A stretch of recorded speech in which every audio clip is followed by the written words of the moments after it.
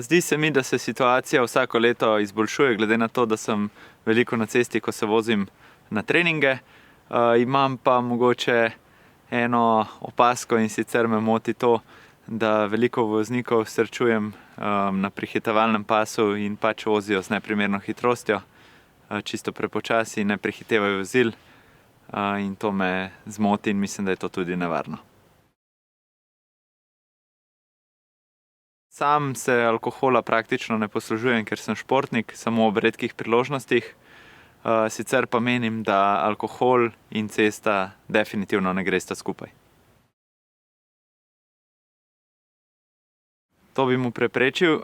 Če bi bil sam v stanju sposoben za vožnjo, bi sam odpeljal avtomobil, sicer pa bi avtomobil pustil na mestu in bi naročil taksi oziroma neki drug prevoz do doma.